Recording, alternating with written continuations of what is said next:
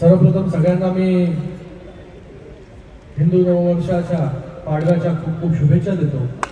त्याचबरोबर Indian medical association कल्याण व कल्याण सांस्कृतिक मंच हा पाडव्याचा कार्यक्रम या ठिकाणी ज्यांनी आयोजित केला, मला वाटतं पहिल्यांदाच असं 3 दिवसाचा कार्यक्रम जो आहे, 4 दिवसाचा कार्यक्रम पाडव्याचा या पहिल्यांदाच त्या कल्याण शहरामध्ये होत असेल। 3 स्वागत यात्रा या ठिकाणी कल्याणमध्ये निघत आहे आणि हे सगळं कोणी पॉलिटिकल व्यक्ती करत नाहीये।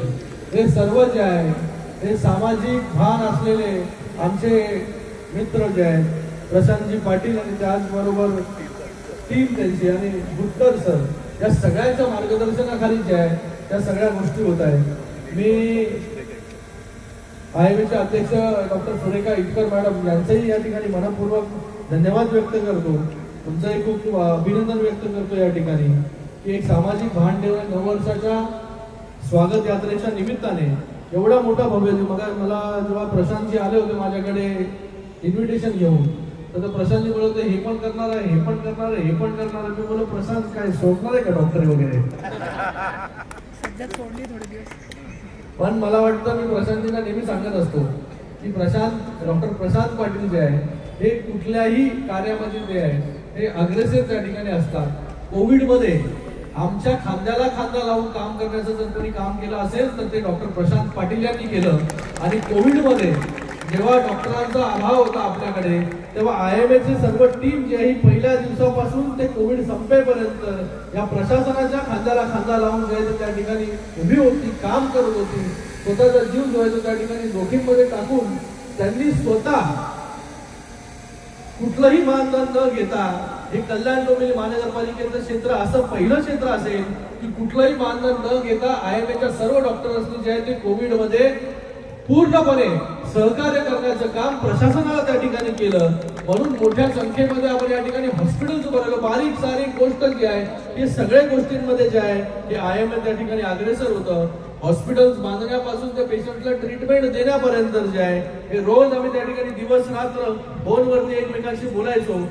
खऱ्या अर्थाने जे आहे त्या वेळेमध्ये जेव्हा डॉक्टरांची अपेक्षा होती, एकाही क्षणाचा विलंब न करता माझ्या एका हाकेवरती जे आहे ही सगळी टीम त्या ठिकाणी उभी राहिली आणि शेवटपर्यंत जे आहे ते त्या ठिकाणी काम करत राहिली। मला वाटतं जोरदार टाळे जे आहेत त्या आयएमएसाठी आपण सगळ्यांनी वाजवले पाहिजे।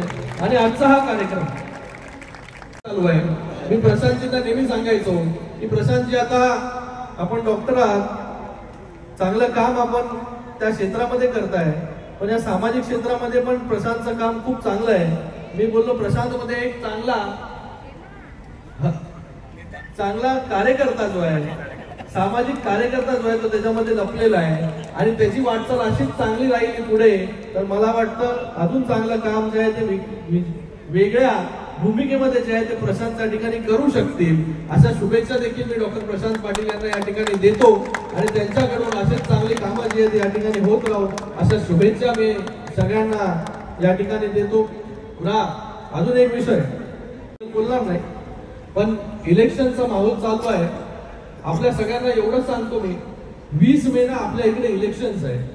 20 मेला अजून 40 दिवस बाकी आहेत। 20 मे आपल्या डोक्यामध्ये जे आहे त्या ठिकाणी आपण फिट केली पाहिजे, कारण की हे इलेक्शन जे आहे कुठल्या व्यक्तीचं इलेक्शन आहे, देशाचं इलेक्शन आहे आणि या देशाच्या इलेक्शन मध्ये जे आहे ते आपण सगळ्यांनी सहभागी होणं गरजेचं आहे। 20 मेला जर कोणी या ठिकाणी गावी जात असेल तर गावावरून जाऊन येऊन 20 मेच्या अगोदर आपण सगळ्यांनी आलं पाहिजे आणि 20 मेला जे आहे त्या ठिकाणी आपण मतदान केलं पाहिजे, एवढंच या ठिकाणी सांगतो। पुन्हा एकदा सगळ्यांचं या ठिकाणी खूप खूप धन्यवाद आणि पाडव्याच्या नववर्षाच्या पुन्हा एकदा आपल्या सगळ्यांना खूप खूप शुभेच्छा। धन्यवाद। जय हिंद, जय महाराष्ट्र।